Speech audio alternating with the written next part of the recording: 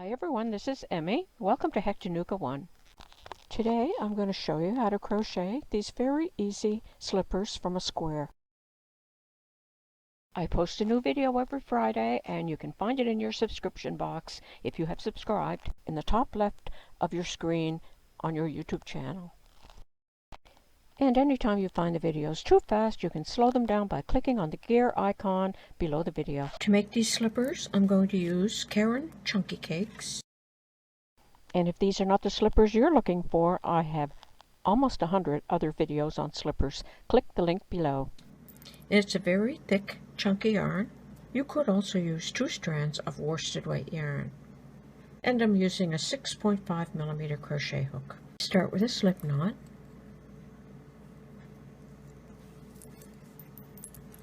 And you're going to chain a chain that is as long as the foot, and here are the number of chain stitches.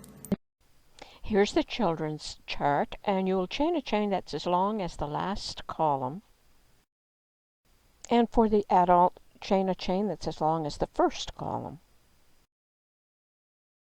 After you have your foundation chain the length that you need it, you're going to start by making 1 single crochet in the 2nd stitch from the hook. To make a single crochet, insert the hook into the stitch, pick up the yarn and pull it through.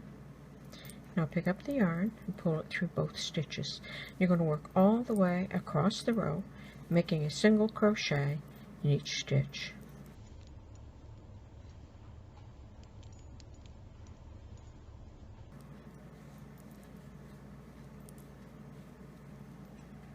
Okay, I've worked all the way across the row. At the end of the row, chain 1 and turn your work. This chain 1 takes the place of the first stitch, so you're going to single crochet in the next stitch, working only in the back side of the stitch. So again, single crochet and single crochet in each stitch all the way across the row.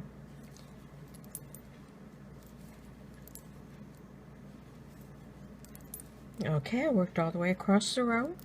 And now for the remainder of the pattern, you'll simply repeat that row.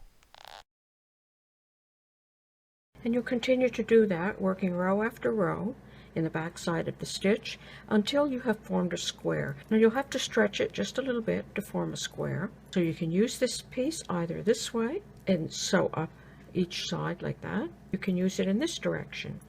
And that's what I'm going to do today. So I'm going to fold the work in half and I'm going to slip stitch to join. So insert the hook through this stitch and then in the matching stitch on the other side and bring it through. I'm going to do that all the way down.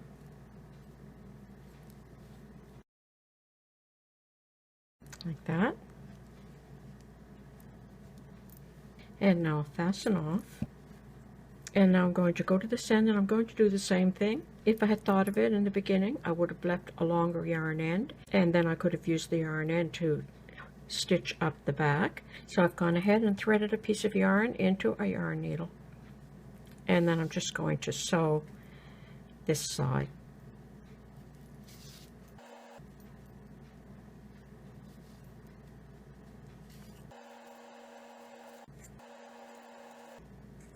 Okay, so that's what that looks like.